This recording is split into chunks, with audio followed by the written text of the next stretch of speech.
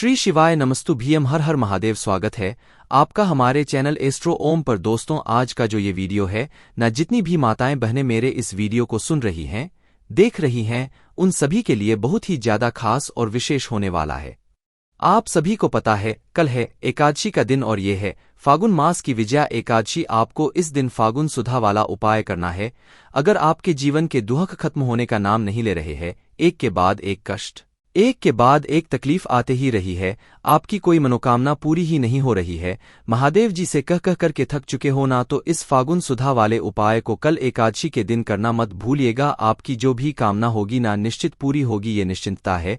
पूज्य गुरु जी की कथा से सुनकर के और समझ करके पूरे उपाय को बड़े ही विस्तार से बताऊंगा, परंतु उससे पहले आप सबसे एक छोटी सी प्रार्थना की जो लोग पहली बार आए हैं, चैनल को सब्सक्राइब जरूर कीजिएगा और वीडियो को लाइक करके देव आदि देव जी का कोई सा भी प्यारा नाम कमेंट बॉक्स में लिखना मत भूलिएगा। इस पूरे वीडियो के अंदर हम 3 महा उपायों के बारे में बात करेंगे जो कि आपके जीवन के सारे दुखों को खत्म करेगा। आपके घर में अगर धन नहीं आ रहा है, धन से संबंधित किसी भी तरीके की समस्या है, उसे खत्म करेगा। और तीसरा, आपकी मनोकामना पूर्ति के लिए होगा, तो ध्यान से सुनते चले जाना, समझने की कोशिश करना। सबसे पहले बात करते हैं पहले वाले उपाय की। देखिए, पहला वाला जो उपाय होगा ना, वो होगा फागुन वाला उपाय है ना। ये उपाय किन लोगों को करना है, ये चीज ध्यान से सुनिए कि अगर आपके जीवन के दुख खत्म होने का नाम नहीं ले रहे हैं, या फिर कोई ना कोई परेशानी आपके जीवन में आती ही चली जा रही है, परेशानियों से लड़ करके आप थक चुके हो, महादेव जी से कह के थक चुके हो, लेकिन आपके दुख तकलीफ कष्ट खत्म नहीं हो रहे हैं, आपकी कोई कामना है जो काफी समय से पूरी नहीं हो रही है, उपाय कर करके थक चुके हो, तो अपनी इच्छा पूर्ति के लिए और अपने के समस्त दुखों का परेशानियों का नाश करने के लिए ये सदा वाला उपाय एकादशी के दिन करना मत भूलिएगा है ना। आप पूज्य गुरु जी ने कहा कि ये जो सदा शब्द होता है ना, ये कहाँ से लिया गया है? माता की नानी का नाम है जो पितृलोक में निवास करती है, और उनके नाम से ये उपाय किया जाता है। आपको इस वाले उपाय के लिए क्या क्या चाहिए? 1 लोटा शुद्ध जल, अपने घर का एकदम ताजा जल लेना है, पुराना जल आपको बिल्कुल भी नहीं लेना है। 1 लोटा शुद्ध जल और दीपक मात्र।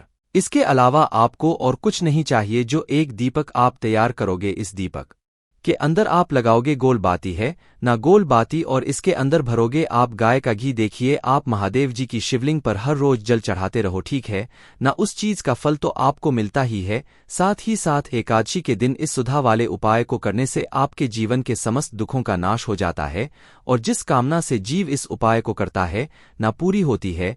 1 दीपक और 1 जल का पात्र, 1 लोटा तांबे के कलश में लेकर के पहुंच जाना बाबा के मंदिर शिवलिंग के पास। किसी भी समय चले जाना। एकादशी के दिन जैसे ही आप यहां पर पहुंचोगे, उत्तर दिशा नॉर्थ डायरेक्शन की तरफ मुंह करके आपको खड़े हो जाना है, और खड़े हो जाने के पश्चात ध्यान से सुनिएगा, दीपक आपको अभी प्रज्वलित नहीं करना है।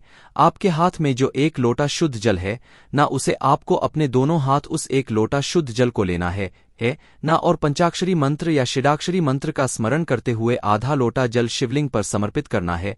सिर्फ आधा लोटा जल आपको यहां पर समर्पित करना है का स्मरण करते हुए, और बाकी का जो आधा लोटा जल ना, उस आधे लोटे जल को आपको शिवलिंग के चारों तरफ, ये वाली जो हस्तकमल होता है माता रानी का, इस हस्त के चारों तरफ आपको आधा लूटा जल यहां समर्पित करना है। वही पंचाक्षरी मंत्र या श्री मंत्र का स्मरण करते हुए यहां तक आप कर दोगे। यहां तक करने के पश्चात बगल में जो भी नंदी बाबा बैठे हुए हैं ना, आपको उस नंदी बाबा के पीछे की तरफ में जाना है।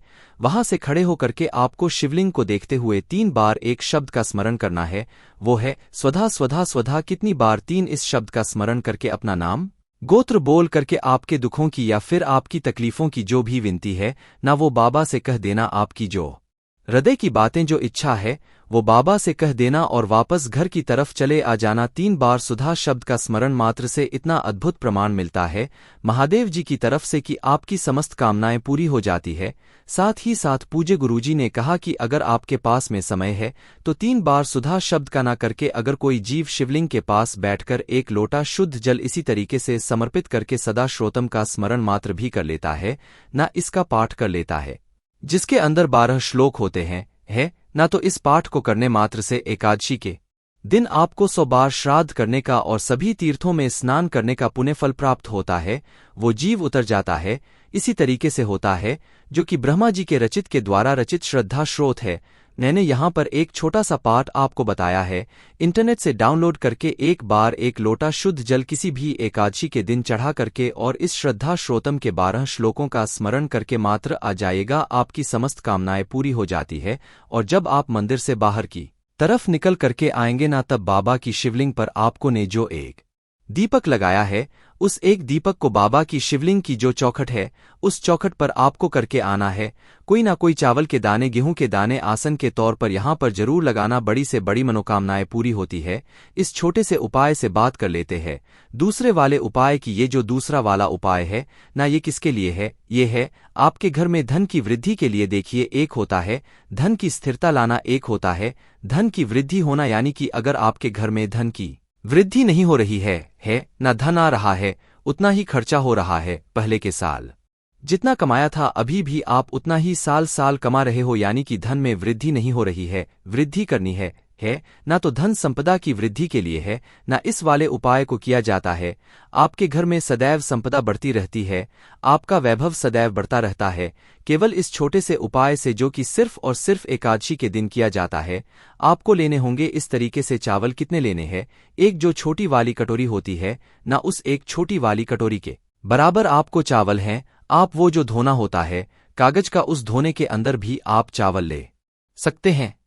इसी के साथ में आपको चाहिए होगी मात्र एक बेलपत्र, जो कहीं से भी खंडित ना हो।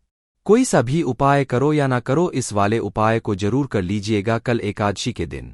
एक बेलपत्र चाहिए और आपको चाहिए होगी दूर्वा। अब दूर्वा लेने का जो क्रम पूज्य गुरुजी ने बताया, या तो आप एक दूर्वा ले लो, या 3 ले लो, या 5 ले लो, या 7 ले लो। ऐसा नहीं है आपने मन से कितनी भी उठा करके आपने रख दी। इसका भी एक क्रम होता है। ध्रुवा लेने का क्रम 1, 3, 5, 7, 11 में होता है। आप ज्यादा से ज्यादा कुछ नहीं, एक दूर्वा ले लीजिए बस। और इसी के साथ में आपको चाहिए होगा एक सफेद फूल। कौन सा सफेद फूल लेना है? कोई सा भी नहीं, एक सफेद फूल आपको लेना है।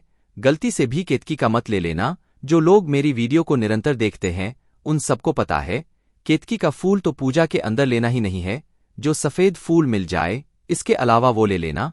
अब जो आपने कटोरी ली है ना, इसी कटोरी के आपको क्या करना है? एक बेलपत्र रख देना है। इसी के ऊपर आपको एक दूर्वा रख देनी है, और दूर्वा रखने के बाद इसके ऊपर ही आपको एक सफेद फूल रख देना है। इस कटोरी को आपको अपने पूरे घर में या श्री शिवाय का स्मरण करते हुए सभी कमरों में, सभी बालकोनीज में, सभी जगह पर आपको फिर जाना है। इस कटोरी को अपने दोनों हाथों में लेकर के फिर जाओगे, और फिर जाने के पश्चात इसे उठाकर के कहाँ पर रख देना है?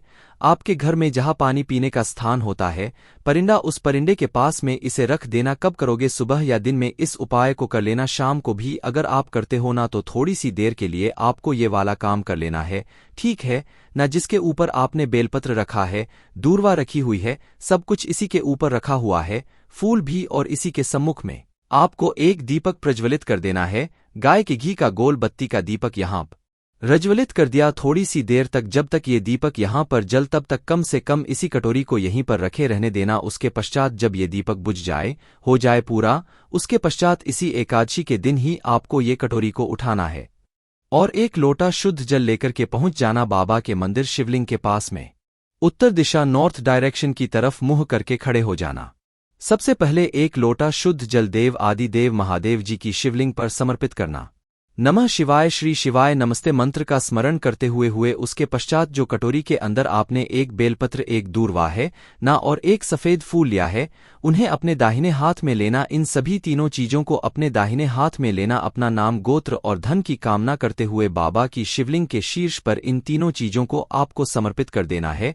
ध्यान रखना, चावल आपको यहां पर समर्पित नहीं करने हैं, केवल आपको इन तीनों चीजों को शिवलिंग के सीड्स पर समर्पित करके चले आ जाना। जो चावल के दाने बचे हैं ना, उन चावल के दानों को लेकर के और किसी भी स्थान पर आपको डाल देना है कि जो पक्षी होते हैं वो उन चावल के दानों को चुगले। एक एकादशी करके देख लीजिएगा, अगली एकादशी तक आपके घर में धन की आवक होना स्टार्ट हो जाएगी। पूज्य गुरुजी का बहुत ही अद्भुत और उपाय है, जरूर कीजिएगा। अब बात कर लेते हैं तीसरे वाले उपाय की। ये जो तीसरा वाला उपाय है ना, देखिए किन लोगों के लिए है।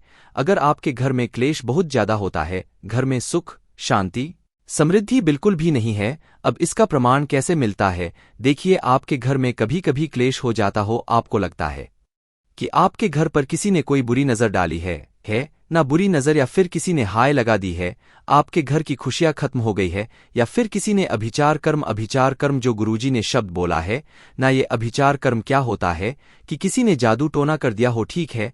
तो इसका प्रमाण आपको कहाँ पर देखने के लिए मिलता है? आपके घरों में ही। कि आपके घर में क्या होता है ना कि तुलसी का पौधा सूखने लगता है, और जिसके घर में तुलसी का पौधा सूखने लगता है, समझ लो उस घर में नकारात्मक शक्तियां बहुत ज्यादा है, उस घर में सुख शांति समृद्धि ज्यादा समय तक नहीं टिकी रह सकती है। तो आपको अपने घर की सुख शांति समृद्धि के लिए इस वाले उपाय को करना है। एकादशी के दिन आपके घर की कोई भी स्त्री इस उपाय को कर सकती है। आपको लेना होगा इस तरीके से दही। अब ये दही लेने का क्रम क्या है? आपको इस तरीके से 7 दोने अलग तैयार करने हैं। 7 दोने इस तरीके से आपको अलग अलग जो कागज के होते हैं ना, आप उनको भी ले सकते हो। 7 दोने अलग अलग तैयार करना। सभी के अंदर थोड़ा थोड़ा सा आपको दही भर लेना है। सभी के अंदर आपको थोड़ा थोड़ा सा दही भर लेना है। और इसी के साथ में आपको लेने होंगे 7 तुलसी के पत्ते। अब तुलसी के पत्ते आपको तुलसी जी से तोड़ना नहीं है, तुलसी जी के गमले के पास में जाना है। नीचे की तरफ में जो भी तुलसी जी के पत्ते पड़े हुए हैं ना या डले हुए हैं, आप में से 7 पत्ते उठाना है और एक एक तुलसी का पत्ता हर एक कटोरी के अंदर आपको डाल देना है। एक एक तुलसी का पत्ता इसमें भी, इसमें भी, इसमें भी, इसमें भी, सभी में एक एक तुलसी का पत्ता डाल देना है। और एकादशी के दिन 7 सौभाग्यवती जो नारियां होती है, सौभाग्यवती यानी कि जो प्रतिवर्ता होती है ना, सुहागिन महिलाएं होती है, उन 7 सौभाग्यवती स्त्रियों को आपको ये 7 कटोरियों को दान में देना है ना, उनसे कामना करनी है। और कामना करने के पश्चात में से किसी के भी घर में से आपको क्या करना है, एक छोटा सा तुलसी जी का पौधा घर में लेकर के आना है और उसे अपने गमले में लगा देना है। वो तुलसी जी का पौधा जैसे ही आपके घर में आएगा ना, आपके घर से सारी की सारी नकारात्मक शक्तियां दूर हो जाएगी और वो वाला तुलसी जी का पौधा आपका हरा भरा भी निकलेगा। इसका अर्थ ये है कि आपके घर से जितनी भी नकारात्मक शक्तियां थी वो सारी खत्म हो चुकी है। पूज्य गुरुजी के सभी उपाय बहुत ही ज्यादा खास और विषय से जरूर कीजिएगा। वीडियो अगर पसंद आए तो लाइक जरूर करना, साथ ही साथ चैनल को सब्सक्राइब जरूर कीजिएगा। श्री शिवाय नमस्तु भीम, हर हर महादेव।